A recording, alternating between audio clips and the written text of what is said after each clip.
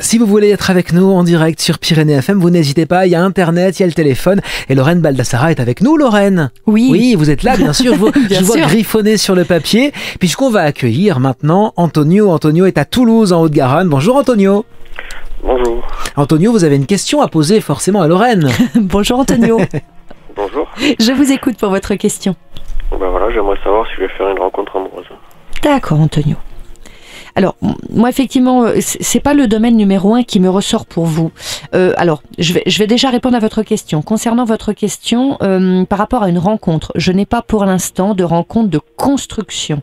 On me dit que vous êtes quelqu'un qui attendait beaucoup, que vous êtes beaucoup dans l'attente de quelque chose, que vous avez quand même des idéaux, et que du coup, il y a peut-être un petit manque, un petit peu d'ouverture. C'est-à-dire qu'il y a des femmes qui pourraient vous correspondre, mais qui ne rentrent pas a priori dans certains de vos critères, et donc que vous éludez de façon automatique. On cherche la personne qui n'existe pas en gros, c'est ça?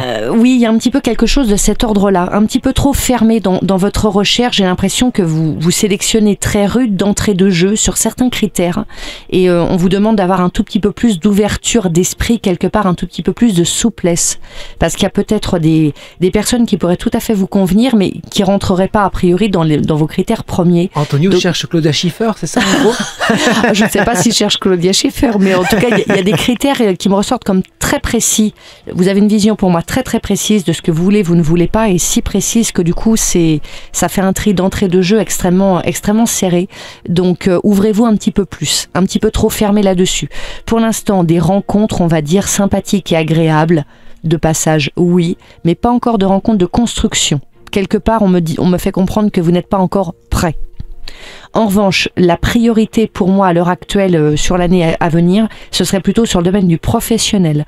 On me dit que vous n'êtes pas à votre place, il y a des changements opérés, il y a un changement qui est à faire, il y a quelque chose qui ne va pas sur le pro.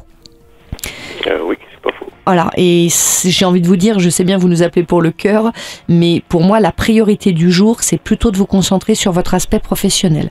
Vous n'êtes pas au bon endroit, il faut changer de boîte ou changer de voie, il y a quelque chose qui ne va pas. Et ça peut avoir un impact aussi sur votre dynamique, sur votre façon d'être, sur votre épanouissement personnel.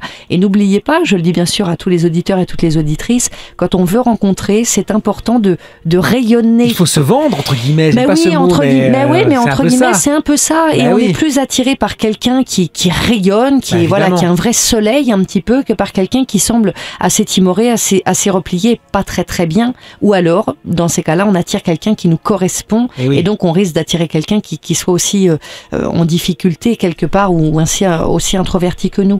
Donc moi j'ai envie de vous dire Antonio, pour l'instant concentrez-vous sur le pro parce que ça aura un impact sur le reste.